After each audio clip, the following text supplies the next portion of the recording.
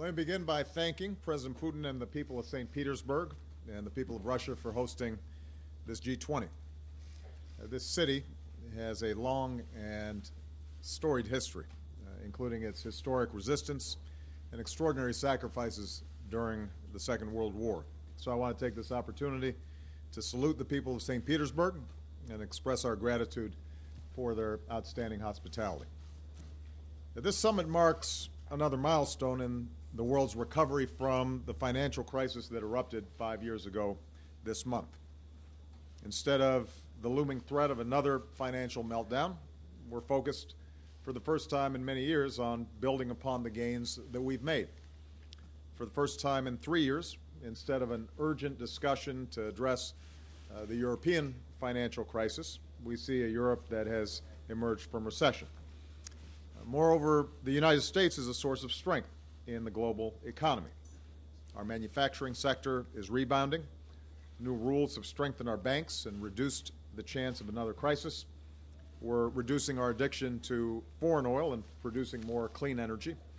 And as we learned today, over the past 3.5 years, our businesses have created 7.5 million new jobs, a pace of more than 2 million jobs each year. We put more people back to work, but we've also cleared away the rubble of crisis and laid the foundation for stronger and more durable economic growth.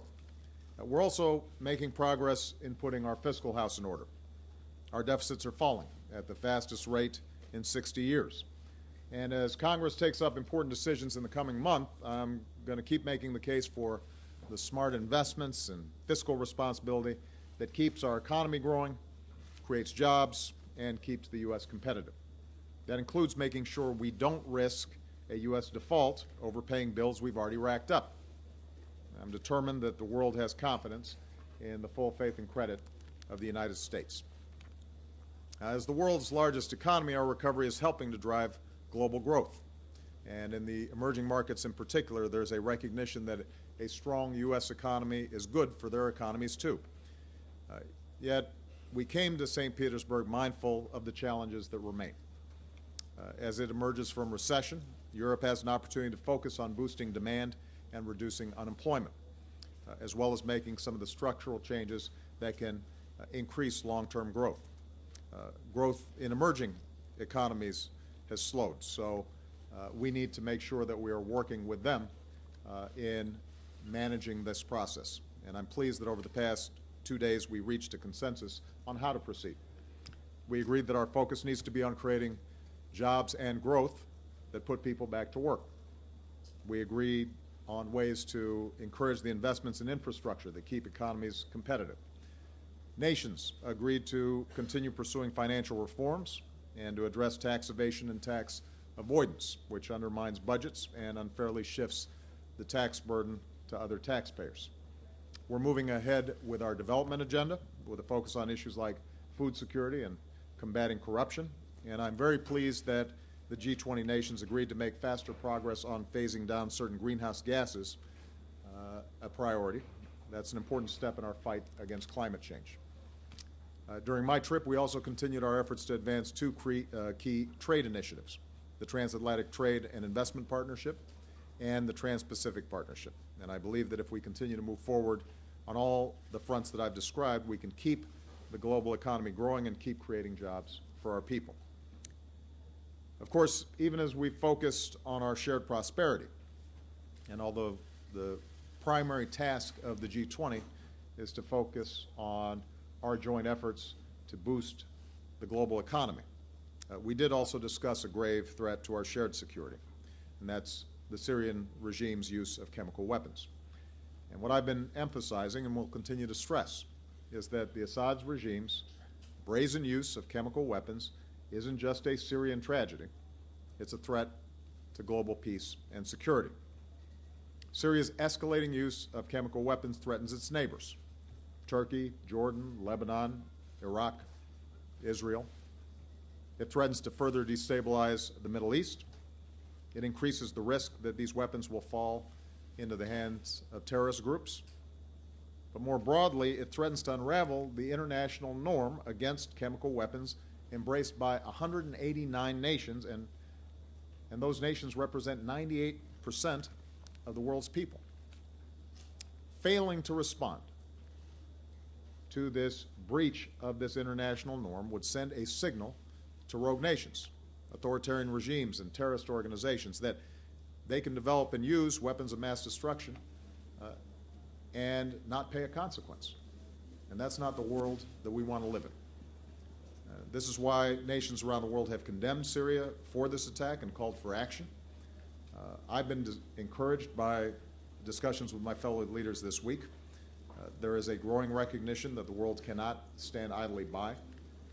Here in St. Petersburg, leaders from Europe, Asia, and the Middle East have come together to say that the international norm against the use of chemical weapons must be upheld, and that the Assad regime used these weapons on its own people, and that as a consequence, there needs to be a strong response. The Arab League foreign ministers have said the Assad regime is responsible and called for deterrent and necessary measures against the culprits of this crime. The Organization of Islamic Cooperation, its General Secretariat, has called the attack a blatant affront to all religious and moral values and a deliberate disregard of international laws and norms, which requires a decisive action. So in the coming days, I'll continue to consult with my fellow leaders around the world, and I will continue to consult with Congress. And I will make the best case that I can to the American people as well as to the international community for taking necessary and appropriate action. And I intend to address the American people from the White House on Tuesday. The kind of world we live in and our ability to deter this kind of outrageous behavior is going to depend on the decisions that we make in the days ahead. And I'm confident that if we deliberate carefully and we choose wisely and embrace our responsibilities, we can meet the challenges of this moment as well as those in the days ahead. So with that, let me take some questions. I've got my handy list, and I will start with Julie Pace from AP. Thank you, Mr. President. You mentioned the number of countries that have condemned the use of chemical weapons, but your advisors also say you're leaving this summit with a strong number of countries backing your call for military action. President Putin just a short time ago indicated it may only be a handful of countries, including France, Turkey, and Saudi Arabia. Can you tell us publicly what countries are backing your call for military action, and did you change any minds here? President Putin also mentioned your meeting with him earlier today. Can you tell us how that came about, and did you discuss both Syria and Edward Snowden? Thank you. I believe that there will be a statement issued later this evening, although hopefully in time for you guys to file back home, that indicates some of the additional countries that are making public statements. Last night we had a good discussion, and I want to give President Putin credit that he facilitated I think, a full airing of views on the issue. And here's how I would describe it, without giving the details or betraying the confidence of those who were speaking within the confines of the dinner. It was unanimous that chemical weapons were used, a unanimous conclusion that chemical weapons were used in Syria.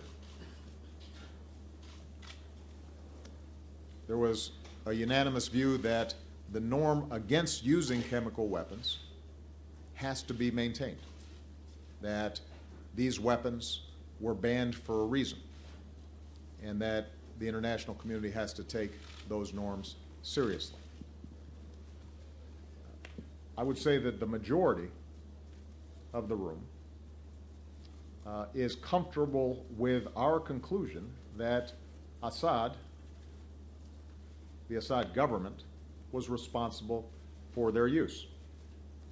Obviously, this is disputed by President Putin, but if you polled the leaders last night, I am confident that you'd get a majority who said it is most likely, we are pretty confident, that the Assad regime used it. Where there is a division has to do with the United Nations. There are a number of countries that, just as a matter of principle, believe that if military action is to be taken, it needs to go through the UN Security Council. There are others, and I put myself in this camp, as somebody who's a strong supporter of the United Nations, who very much appreciates the courage of the investigators who've gone in and looks forward to seeing the UN report, because I think we should try to get more information, not less, in this situation. It is my view, and a view that was shared by a number of people in the room, that given Security Council paralysis on this issue, if we are serious about upholding a ban on chemical weapons use, then an international response is required, and that will not come through Security Council action. And that's where I think the division comes from. And I respect those who are concerned about setting precedents of action outside of a UN Security Council resolution. I would greatly prefer working through multilateral channels and through the United Nations to get this done. But ultimately,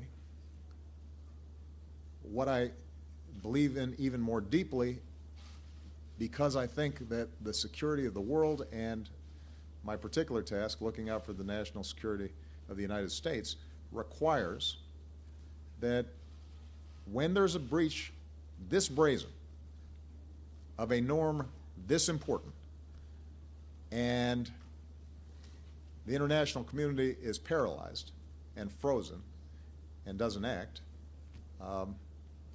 then that norm begins to unravel. And if that norm unravels, then other norms and prohibitions start unraveling. And that makes for a more dangerous world. And that then requires even more difficult choices and more difficult responses in the future.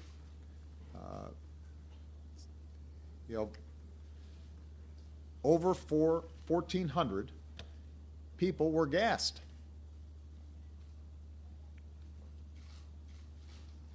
Over 400 of them were children. This is not something we've fabricated. This is not something that we are using as an excuse for military action. As I said last night, I was elected to end wars, not start them. I've spent the last 4.5 years doing everything I can to reduce our reliance on military power as a means of meeting our international obligations and protecting the American people. But what I also know is that there are times where we have to make hard choices if we're going to stand up for the things that we care about. And I believe that this is one of those times. And if we end up using the UN Security Council not as a means of enforcing international norms and international law, but rather as a barrier to acting on behalf of international norms and international law, then I think people rightly are going to be pretty skeptical about the system and whether it can work to protect those children that we saw in those videos. And sometimes the further we get from the horrors of that, the easier it is to rationalize not making tough choices. And I understand that. This is not convenient. This is not something that I think a lot of folks around the world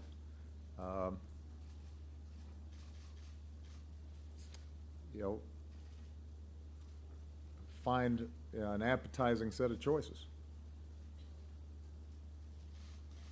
But the question is, do these norms mean something? And if we're not acting, what does that say? If we're just another statement of condemnation, if we're passing resolutions saying, wasn't that terrible? If people who, decry international inaction in Rwanda and say how terrible it is that there are these human rights violations that take place around the world, and why aren't we doing something about it? And they always look to the United States. Why isn't the United States doing something about this, the most powerful nation on earth? Why are you allowing these terrible things to happen? And then, if the international community turns around when we're saying it's time to take some responsibility and says, well, hold on a second, we're not sure. That erodes our ability to maintain the kind of norms that we're looking at. Now, I know that was a lengthy answer, and you had a second part of your question. The conversation I had with President Putin was on the margins of the plenary session, and it was a candid and constructive conversation, which characterizes my relationship with him. I know, as I've said before, everybody's always trying to look for body language and all that, but the truth of the matter is that my interactions with him tend to be very straightforward. We discussed Syria, and that was primarily the topic of conversation. Mr. Snow did not come up, beyond me saying that, re-emphasizing that where we have common interests, I think it's important for the two of us to work together. And on Syria, I said, listen, I don't expect us to agree on this issue of chemical weapons use, although it is possible that after the UN inspector's report, it may be more difficult for Mr. Putin to maintain his current position about the evidence. But what I did say is that we both agree that the underlying conflict can only be resolved through a political transition as envisioned by the Geneva I and Geneva II process. And so we need to move forward together, even if the U.S. and Russia and other countries disagree on this specific issue of how to respond to chemical weapons use. It remains important for us to work together to try to urge all parties in the conflict to try to resolve it. Because we've got 4 million people internally displaced. We've got millions of people in Turkey, Jordan, Lebanon, who are desperate, and the situation's only getting worse. And that's not in anybody's interest. It's not in America's interest. It's not in Russia's interest. It's not in the interest of the people of the region, and obviously it's not in the interest of Syrians who've seen their lives completely disrupted and their country shattered. So that is going to continue to be a project of ours, and that does speak to an issue that has been raised back home around this whole issue. You've heard some people say, well, we think if you're going to do something, you got to do something big, and maybe this isn't big enough, or maybe it's too late, or other responses like that. And what I've tried to explain is, look, we may not solve the whole problem, but this particular problem of using chemical weapons on children, this one we might have an impact on, and that's worth acting on. That's important to us. And what I've also said is that as far as the underlying conflict's concerned, unless the international community is willing to put massive numbers of troops on the ground, and I know nobody's signing up for that, we're not going to get a long-term military solution for the country. And that is something that can only come about, I think, if as different as our perspectives may be, myself, Mr. Putin, and others are willing to set aside those differences and put some pressure on the parties on the ground. Okay. Brianna.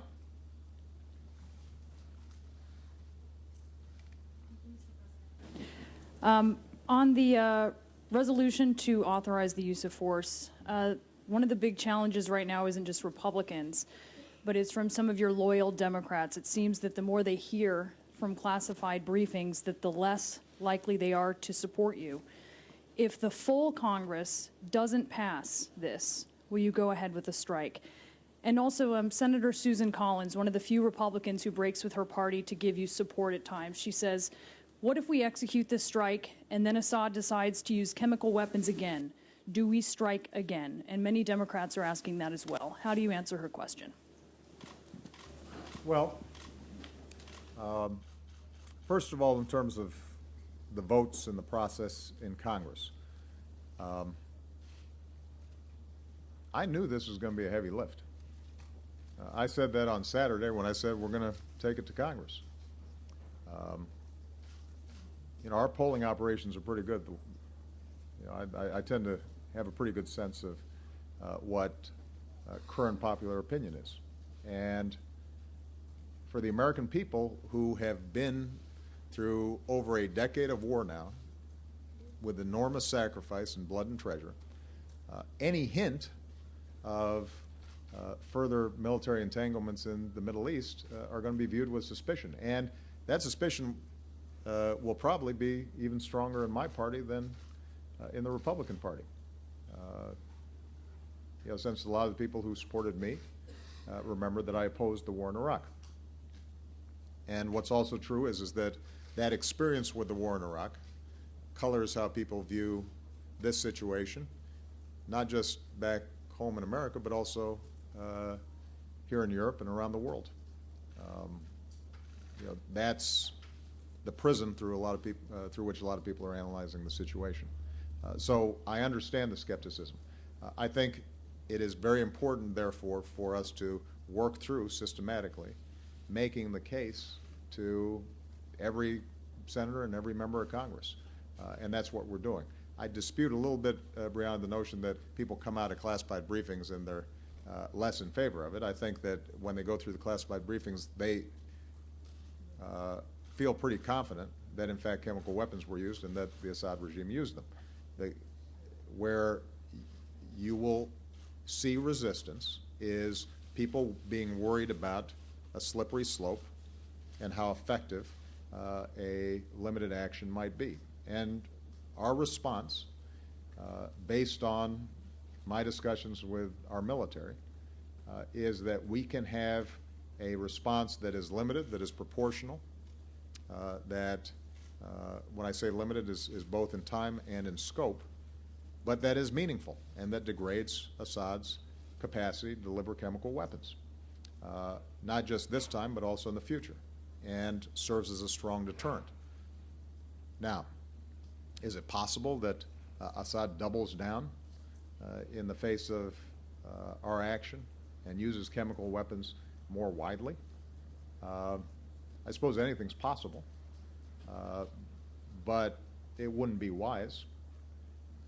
I think at that point, mobilizing the international community would be easier, not harder. I think it'd be pretty hard for the UN Security Council at that point to continue to resist the requirement for action, and we would gladly join with an international coalition to make sure that it stops.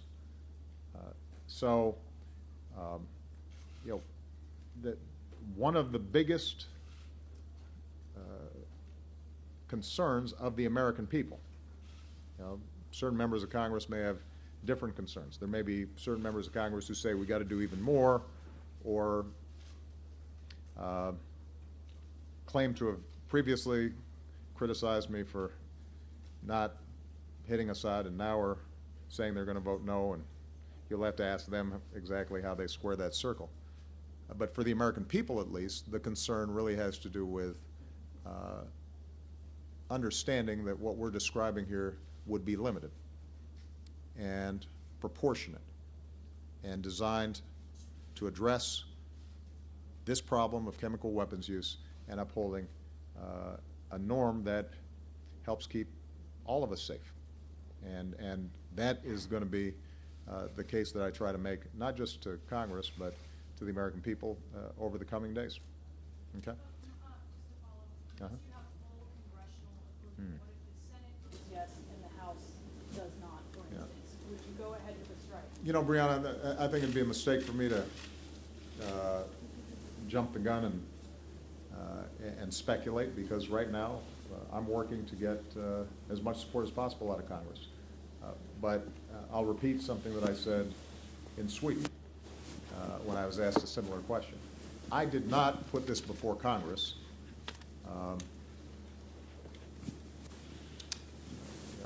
just as a political ploy or as symbolism. I put it before Congress because I could not honestly claim that the threat posed by Assad's use of chemical weapons on innocent civilians and women and children posed a imminent direct threat to the United States.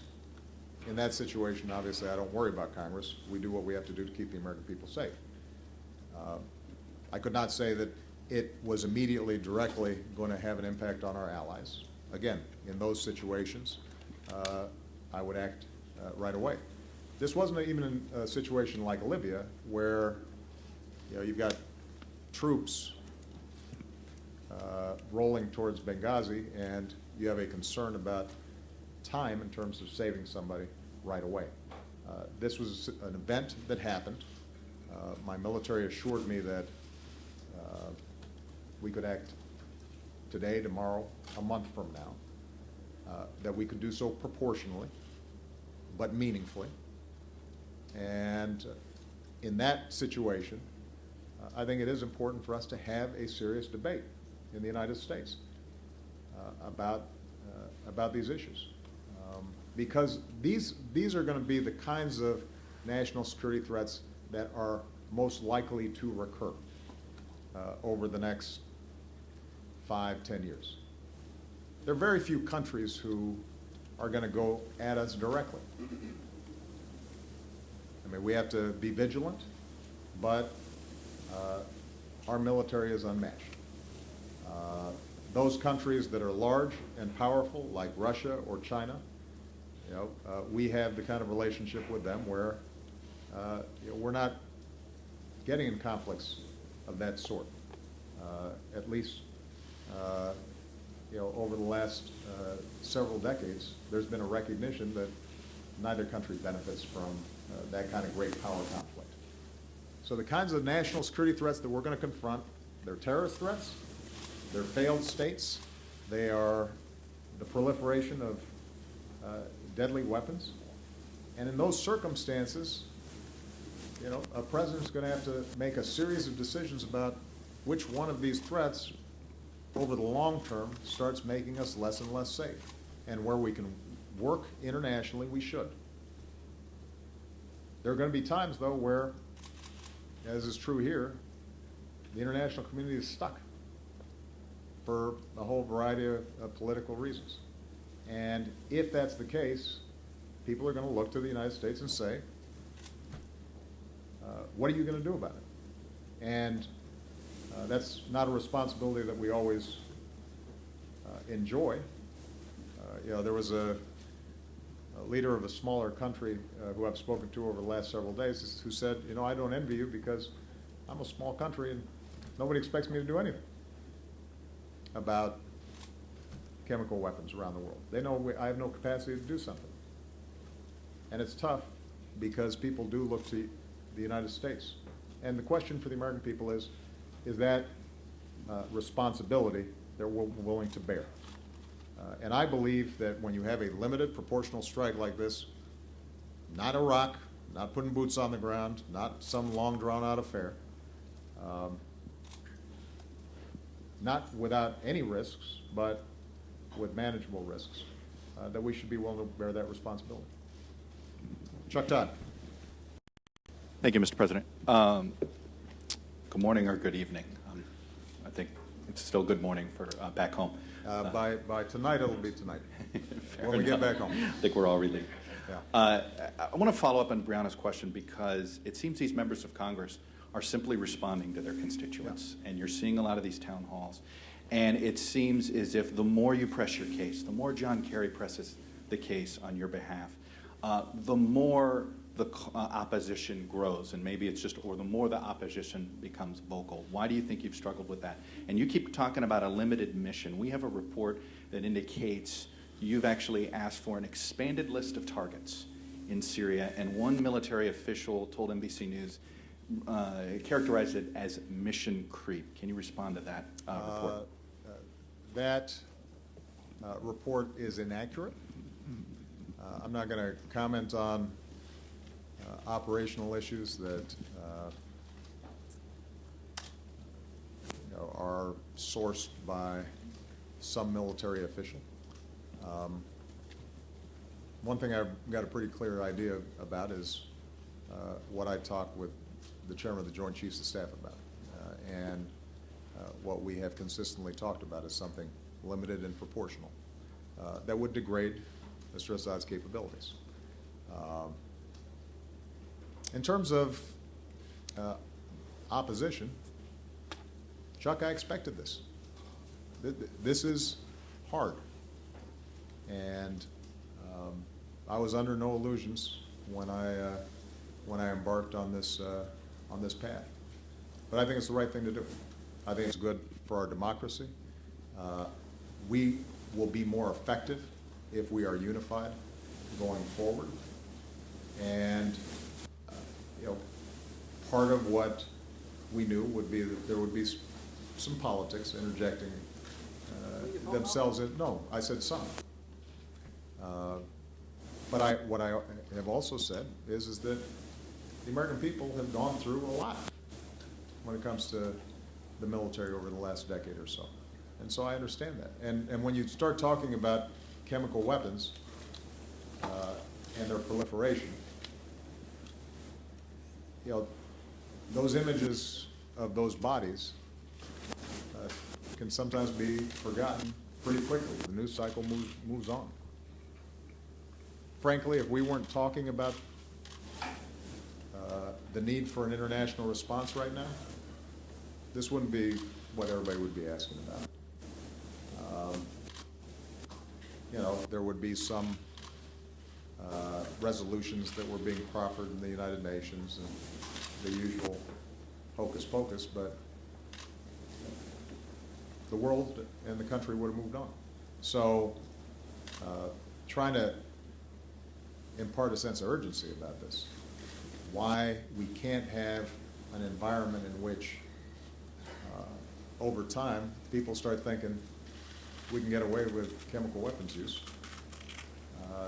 It's a hard sell, but it's something I believe in. And as I explained to Brianna, in this context, me making sure that the American people understand it, I think is important before I take action. John Carl. Thank you, Mr. President. One of your closest allies in the House said yesterday, when you've got 97% of your constituents saying no, it's kind of hard to say yes. Why should members of Congress go against the will of their constituents and to support your decision on this? And I still haven't heard a direct response to Brianna's question. If Congress fails to authorize this, will you go forward with an attack on Syria? Right, and you're not getting a direct response. Brianna asked the question very well. But it's a pretty basic question. Did you think that I was going to give you a different answer? No. What I have said, and I will repeat, is that I put this before Congress for a reason. I think we will be more effective and stronger if, in fact, Congress authorizes this action. I'm not going to engage in parlor games now, Jonathan, about whether or not it's going to pass when I'm talking substantively to Congress about why this is important and talking to the American people about why this is important. Now, with respect to Congress and how they should respond to constituency concerns, I do consider it part of my job to help make the case and to explain to the American people exactly why I think this is the right thing to do. And it's conceivable that at the end of the day, I don't persuade a majority of the American people that it's the right thing to do. And then each member of Congress is going to have to decide, if I think it's the right thing to do for America's national security and the world's national security, then how do I vote? And you know what, that's what you're supposed to do as a member of Congress. Ultimately, you listen to your constituents, but you've also got to make some decisions about what you believe is right for America. And that's the same for me as President of the United States. There are a whole bunch of decisions that I make that are unpopular, as you well know. But I do so because I think they're the right thing to do. And I trust my constituents want me to offer my best judgment. That's why they elected me. That's why they re-elected me, even after there were some decisions I made that they disagreed with. And I would hope that members of Congress would end up feeling the same way. Last point I would make, you know, these kinds of interventions, these kinds of actions are always unpopular because they seem distant and removed. And I want to make sure I'm being clear. I'm not drawing a analogy to World War II, other than to say, when London was getting bombed, it was profoundly unpopular, both in Congress and around the country, to help the British. Doesn't mean it wasn't the right thing to do. Just means people, you know, are struggling with jobs and bills to pay, and they don't want their sons or daughters put in harm's way, and these entanglements far away are dangerous and different. You know, to bring the analogy closer to home, you know, the intervention in Kosovo, very unpopular. But ultimately, I think it was the right thing to do. And the international community should be glad that it came together to do it. When people say that it is a terrible stain on all of us that hundreds of thousands of people were slaughtered in Rwanda. Well, imagine if Rwanda was going on right now, and we asked, should we intervene in Rwanda? I think it's fair to say that it probably wouldn't poll real well. So, you know, typically when any kind of military action is popular, it's because either there's been a very clear direct threat to us, 9/11, or an administration uses various hooks to suggest that American interests were directly threatened, like in Panama or Grenada. Sometimes those hooks are more persuasive than others, but typically they're not put before Congress. And again, we just went through something pretty tough with respect to Iraq. So all that, I guess, provides some context for why you might expect people to be resistant here. But your Deputy National Security Advisor said that it is not your intention to attack if Congress doesn't approve it. Is he right? I don't think that's exactly what he said, but I think I've answered the question. Major Garrett. Thank you, Mr. President. Those of us who remember covering your campaign remember you saying that militarily when the United States acts, it's not just important what it does, but how it goes about doing it. And that even when America sets its course, it's important to engage the international community and listen to different ideas, even as it's pursuing that action. I wonder if you leave here and return to Washington, seeing the skepticism there, hearing it here, with any different ideas that might delay military action. For example, some in Congress have suggested giving the Syrian regime 45 days to sign the Chemical Weapons Convention, get rid of its chemical stockpiles, do something that would enhance international sense of accountability for Syria, but delay military action. Are you, Mr. President, looking at any of these ideas, or are we on a fast track to military action as soon as Congress renders its judgment one way or the other?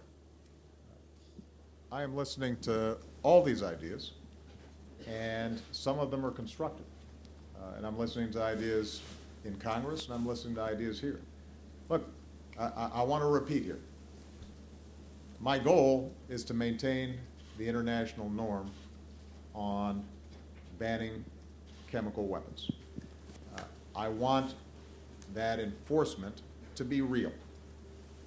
I want it to be serious. I want people to understand that gassing innocent people, delivering chemical weapons against children is not something we do. It's prohibited in active wars between countries. We certainly don't do it against kids. And we've got to stand up for that principle.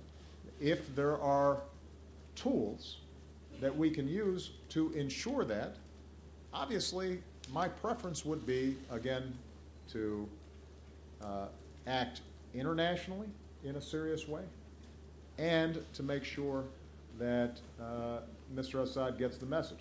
I'm not itching for military action.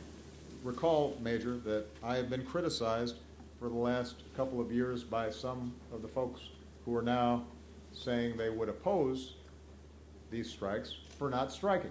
And I think that I have a well-deserved reputation for taking very seriously and soberly the idea of military engagement.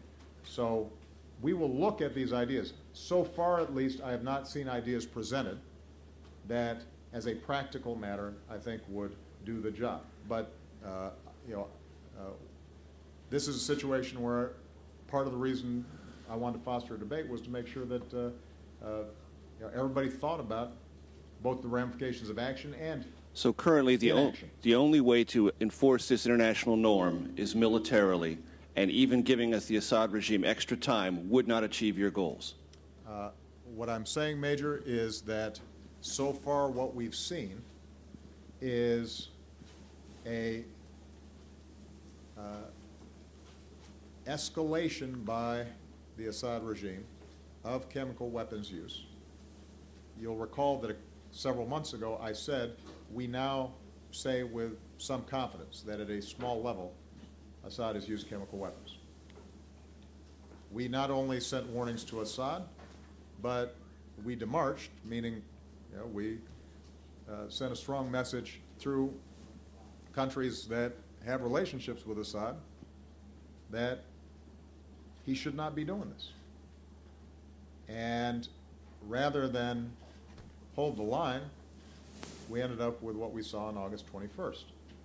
So this is not as if we haven't tested the proposition that the guy, or at least generals under his charge, can show restraint when it comes to this stuff. And they've got one of the largest stockpiles in the world. But I want to emphasize that we continue to consult with our international partners. I'm listening to Congress. I'm not just doing the talking.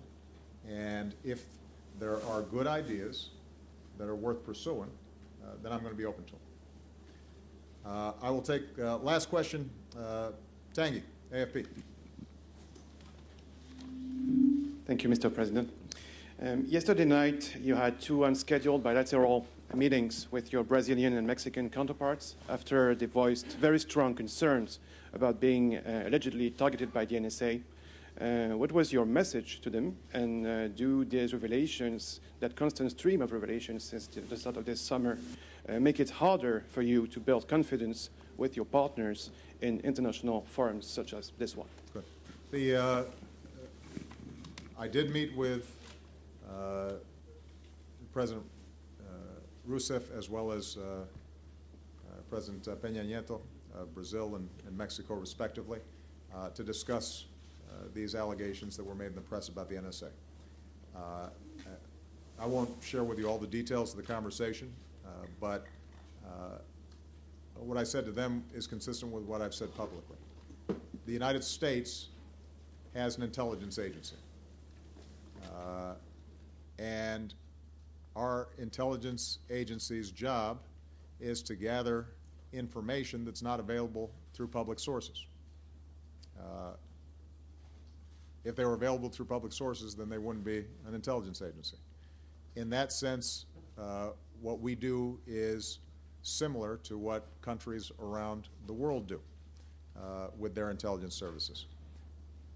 But what is true is that we are bigger, we have greater capabilities. The difference between our capabilities and other countries probably tracks the differences in military capabilities between countries. And what I've said is that because technology is changing so rapidly, because these capabilities are growing, it is important for us to step back and review what it is that we're doing, because just because we can get information doesn't necessarily always mean that we should. There may be costs and benefits to doing certain things, and we've got to weigh those. And I think that traditionally what's happened over decades is the general assumption was, well, you just, whatever you can get, you just kind of pull in, and then you kind of sift through later and try to figure out what's useful. The nature of technology and the legitimate concerns around privacy and civil liberties means that it's important for us on the front end to say, all right, are we actually going to get useful information here?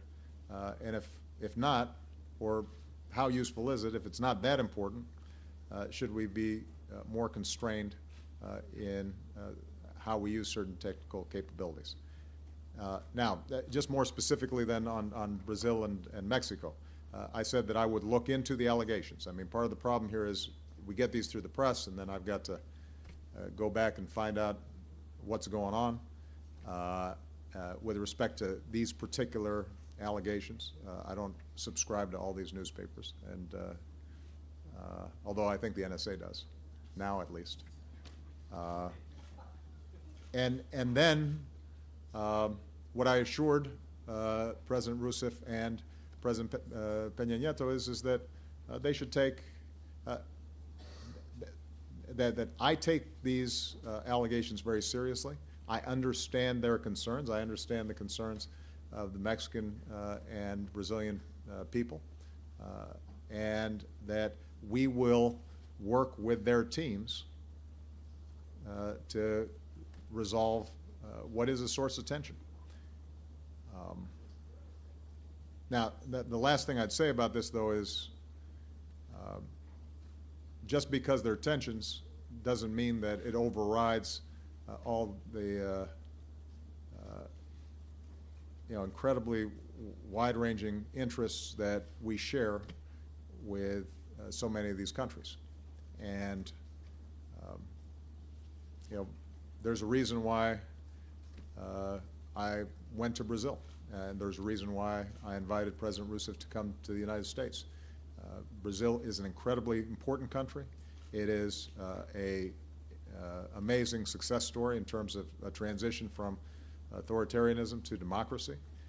It is one of the most dynamic economies in the world, and obviously for the two largest nations in the hemisphere to have a strong relationship, that can only be good for the people of our two countries as well as the region.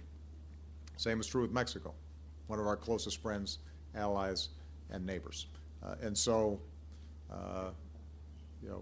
we will work through this particular issue. It does not detract from the larger concerns that we have and the opportunities that we both want to take advantage of. All right? Thank you very much, everybody. Thank you, St. Petersburg.